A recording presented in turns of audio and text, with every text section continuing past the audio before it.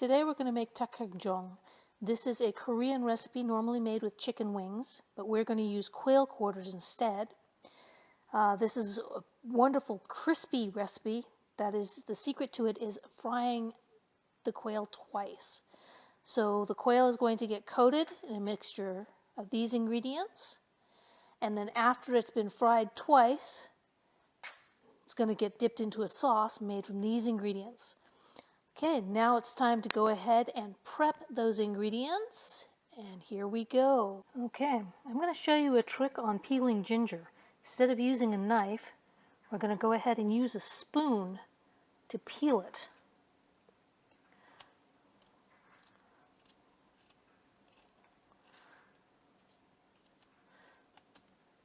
As you can see, the skin comes right off. You're not wasting any of the ginger doing this.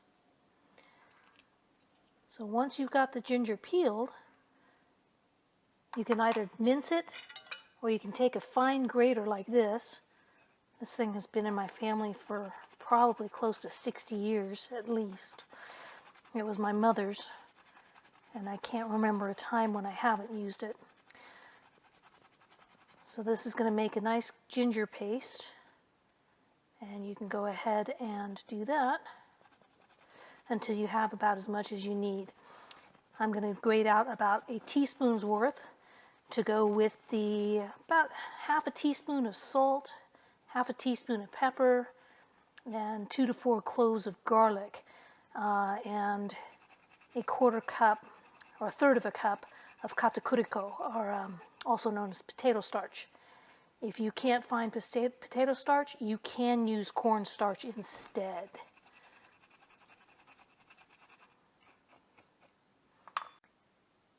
Okay, now I'm going to go ahead and I'm going to take the potato starch, the pepper, the salt, the ginger,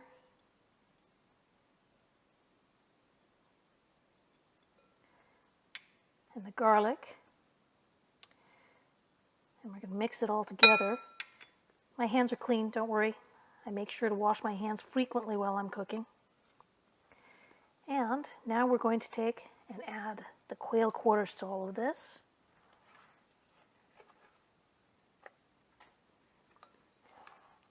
And we're going to mix everything until it is all nicely coated in this. Make sure every bit of it is coated. Okay, it's time to go ahead, and I've heated the oil. One of the ways you can tell if the oil is ready, I put this probably on about a medium-high heat.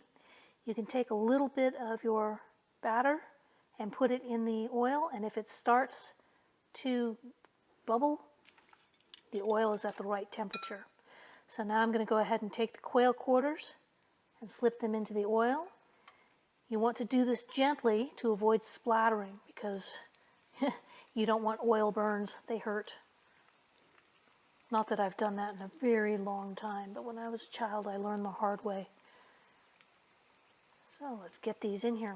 Now once all of the pieces are in here and coated in the oil, we're going to let them cook for about 10 minutes or so.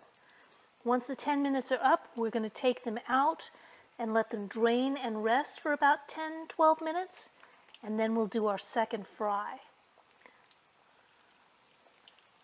While these are frying up, I'm going to go ahead and start prepping the ingredients for the sauce. Okay. Alright, this has been frying for about 10 minutes now.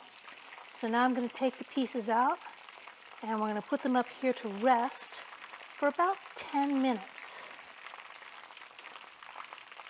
Once all of the pieces are out, after the 10 minutes, we'll put it in the oil. In the meantime, over here for the sauce, I have some sesame oil, because you're going to want cooking oil. You can use plain old corn oil or vegetable oil. I like the flavor of sesame oil. It's the white vinegar, brown sugar, the dried chilies. I have removed all of the seeds, a little bit more garlic, shoyu or soy sauce, and the rice syrup. If you don't have rice syrup, you can substitute honey for these things.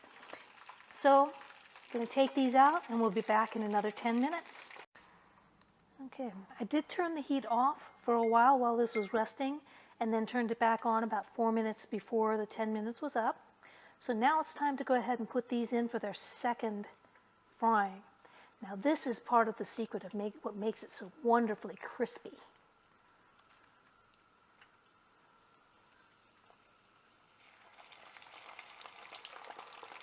Looks like there was a little bit of moisture on that piece, huh?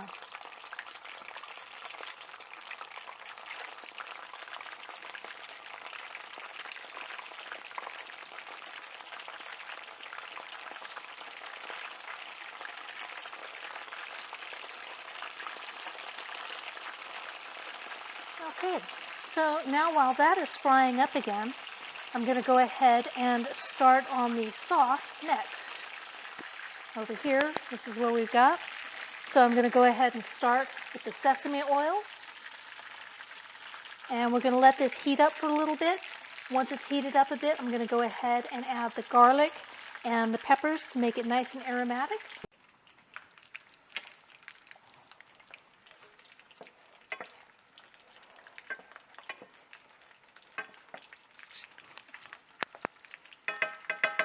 Okay, this is bubbling nicely. Now we're going to go ahead and add the brown sugar. Get this all stirred up. And now I'm actually going to turn off the heat until the chicken's done. Not the chicken, the quail is done. Once the quail is done, we're going to go ahead and turn the heat back on and stir this in. All right, let's go ahead and pull this out here. This lets some of the oil drain off before you put it into the sauce. I've gone ahead and turned the heat back up on the sauce. You can see how nice and brown and crispy this is. Now this is going to be so crispy and so tender that you can actually eat it, bones and all. I usually don't eat the leg bones, but I will eat the entire breast, bones and all. It just adds a little bit of extra crunch to it. Okay, well, while these are coming out, I'm going to go ahead and put some of this stuff into the sauce while I have room for the rest of it to drain.